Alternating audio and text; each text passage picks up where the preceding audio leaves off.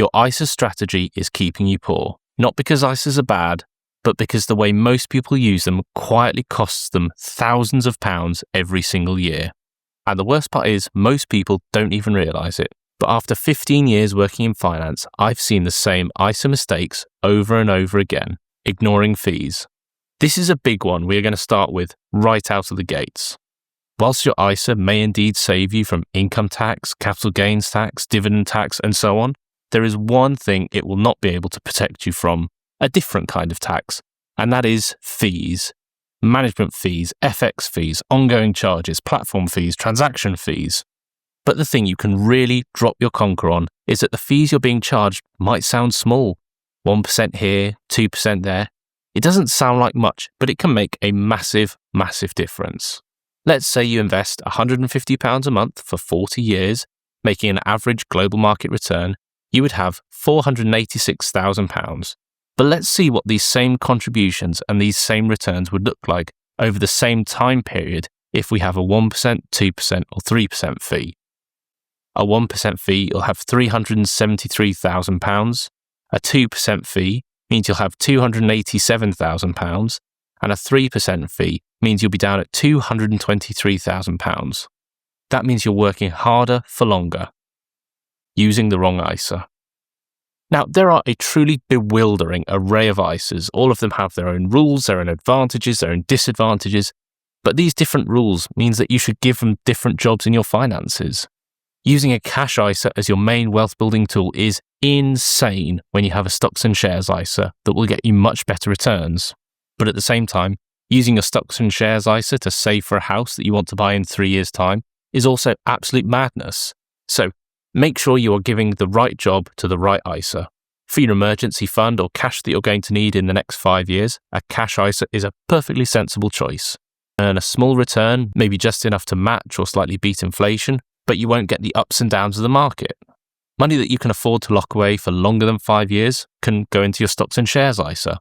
This is going to be a much, much better vehicle for you to put your money in so it can actually go to work for you. Failing to do this step is like trying to change a tyre with a chainsaw or running a marathon in wellies. It's just completely the wrong tool for the job and you end up doing more of the work. Optimizing for contributions. Now, I'm not a fan of vibes on this channel. We like to look at empirical data. So take a look at this report from Vanguard, which looks at cost averaging, basically a fancy way of saying contributing every month compared to lump sum investing. Quote, "We find that historically, lump sum outperformed cost averaging roughly 2/3 of the time." And their research basically finds 3 main reasons for this. The risk premium advantage. Markets will generally trend upwards over time, so by investing immediately, you maximize your time in the market. That if you put all your contributions into your ISA at the start of April when your allowance resets, then that full amount gets the benefit of compound interest. Second is the cost of cash. Cost averaging basically involves holding some of your money in cash temporarily. This creates an opportunity cost because cash will typically underperform money that's been invested. More about that later on in the video. And third is the time horizon. The longer you take to implement a cost averaging strategy, the greater the performance gap in favour of lump sum investing. But I still think that cost averaging is the best option for most people because at the end of the day, you cannot escape the fact that the best investing plan is the one that you're most likely to stick to. And the one that you're most likely to stick to is the one that you can fit into your lifestyle and your budget. And if we're totally honest, this just more accurately reflects how most people's finances work. Forgetting your family. Clearly, this is not relationship advice. That is way beyond the scope of this channel. But with that in mind, you should look at taking advantage of family allowances. I have a wife and 2 children, so between the 3 of us, that's about £58,000 a year in ISA allowances. Because remember this, ISA allowances are £20,000 per person per year, and that you can also set up a junior ISA for your kids for an additional £9,000 per year per child that will not be deducted from your own £20,000 allowance. And just quickly, your kids can't access that money until they turn 18, so there is a downside to locking the money away. And it is a generally accepted principle that the junior ISA is not worth it unless you're maximising your own ISA allowances and contributions, because in a normal ISA you have the ability to access that money if you need it. And just quickly, £150 per month from the day your kids are born to their 18th birthday into a global index fund will give them about £86,000, which is not the worst thing to get on your 18th birthday. Not appropriately managing risk. This is one that I don't see discussed too often, and the logic goes something like this. When you are young, it can be beneficial for you to take more risks with your money. You're young enough to recover and ride out the waves of the bull and the bear markets. When you're older, you might want to reduce your risk. But anyway, just make sure you're picking the right investments for your circumstances to make sure that they match your investing goals and your attitude to risk. Just here's a simple example to illustrate it. An investor's mix of shares, which are higher risk but offer higher returns, and bonds, which offer lower risk but therefore lower returns, is a kind of rudimentary way of looking at this, but it illustrates what we're trying to talk about. So when you're young, you might go to an 80-20 split in favour of stocks. You're getting those juicy returns which will compound over time at a time in your life when you have time. But the closer you get to your retirement, you might actually shift to an 80-20 in favour of bonds. You have a more predictable income to manage your expenses, but you still have some exposure to the upside of stocks. Not reinvesting dividends. This one is insane, but again, I see it happening more often than I would like. One of the main benefits of having an ISA is that the income and the gains from it are tax-free, so make sure you take advantage. Take a look at this analysis from AJ Bell. If you invested £10,000 on the 30th of June 2005 and left it alone, that investment would have grown to £17,134 20 years later, an annualised return of 2.73%. But if these cash dividends had been reinvested, you'd expect to be sitting on £38,079, an annualised return of 6.65%, more than double the performance of the price return alone. So you can basically double your rate of return by making sure that you are getting your dividends reinvested. You can have two different kinds of the same fund, index, ETF, and so on. You have an accumulating fund. This is where dividends and interest are automatically reinvested back into the fund. But then on the flip side, we have distribution funds. Dividends and interest are paid out to you in cash, which, unless you do something with it, will just sit there in cash. Stop paying into your ISA. Listen, I get that people who consume this kind of content, this kind of personal finance information, want to start investing as soon as possible. They want to get the best rate of return. And it is tempting. You see online people have six-figure ISA portfolios and flashy thumbnails and nothing but screens filled with up and to the right green arrows. But the truth is that there are other important parts of your finances beyond just your investing journey. There is no point investing for an average return of 8 to 10% every year. If you have credit card debt and you're being charged 20 to 25%, those sums just don't add up.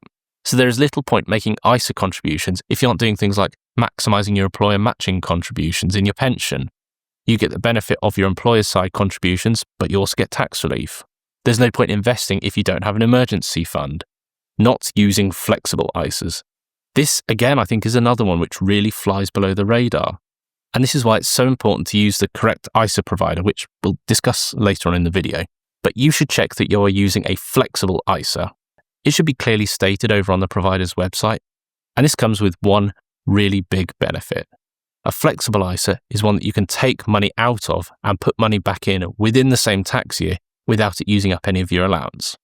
For example, if you paid in £10,000, but then you withdrew £2,000, you needed the money for something, and then you put that £2,000 back in later in the same tax year, you would still have only used £10,000 of your ISA allowance. So the answer is simple. When you're selecting your ISA provider, make sure this is something you check. But we have a solution to this in the next one. Cashing in an ISA rather than transferring it. So let's say you want to move your ISAs, or you want to move to a different provider, something like that. You might imagine you sell up, put the cash into your new ISA and move on to a new ISA provider. Job done, right? Wrong. Very wrong. This has a few drawbacks. The first is that you might incur fees from either ISA provider for doing that. As we have established, fees are bad. But most importantly, cashing out and then moving that cash will use up some of your £20,000 allowance. So what do? You do an ISA transfer. We should point out the process for each ISA provider is different and there could be fees involved, so make sure you read all the fine print carefully. You'll generally have to fill in a form to do the transfer, but it can generally be pretty easy to do. But the key thing you are doing here is that you are moving your ISA balance from one ISA to another ISA, and it won't use up your annual allowance. Do not fall foul of this one. Picking the wrong provider. Picking an ISA provider is like picking a car or a type of car. Some will have features you need, some will have features you never use, some will have things that you just simply cannot do without. Now, each ISA provider is different in a few main areas, but the main ones are the funds you can invest in, the fees you'll get charged, and the kinds of ISA on offer. So just make sure you pick a provider that suits your needs and your investing plans. But just a word of warning, don't get distracted by shiny things. A provider that has a great app is just, as far as I'm concerned, not important. You don't want to be able to perpetually check how your portfolio is doing every second of every day, even if you're a seasoned investor. In fact, I would go so far as to say that feature could actively be a bad thing. You constantly checking may mean you end up making investing mistakes. The best performing portfolios are the ones that you can just set it and forget it. Fees will matter way more than the quality of the app. Losing track of your old ISAs. Now, we mentioned in another video that the average person in the UK can expect to have up to 11 separate private pensions over their working life, and that there is between 30 and 50 billion pounds in lost pensions. And the same thing can happen to your ISAs. It's easy to lose track of accounts, login details, savings pots over time, but it's important that you take the time to track down these accounts. Firstly, it's your money and you should want to get your hands on it. And secondly, if it's in a cash ISA, it will likely be earning virtually no interest at all. And if it's money that it's invested, you need to make sure that those investments are right for you. Now, one of the reasons why this is the case is it used to be you were only allowed to pay into one cash ISA and one stocks and shares ISA per year. But from April 2024, you could open and pay into multiple ISAs of the same type within a single tax year.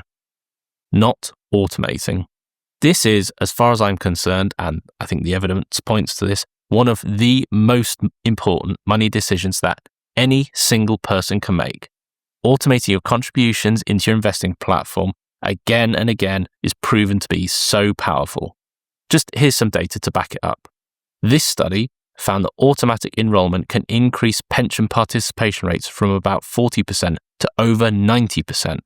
This one, models show low-income earners can see retirement balances jump from 2.4 times to over 5 times final earnings via auto-enrollment.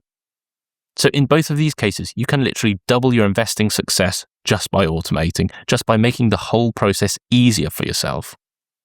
And this is simple. Set up direct debits so that just after payday, you can drop some money into your investing account so you never even see the money and you're never tempted to spend it. So to solve this, we have this video about the order you should be investing your money. We also have 2 other videos. We have tips from ISA millionaires and the one missing piece from 99% of financial advice. You've been watching Modern Money Talk. If you like this video, please like and subscribe. It really helps the channel. Thanks for watching.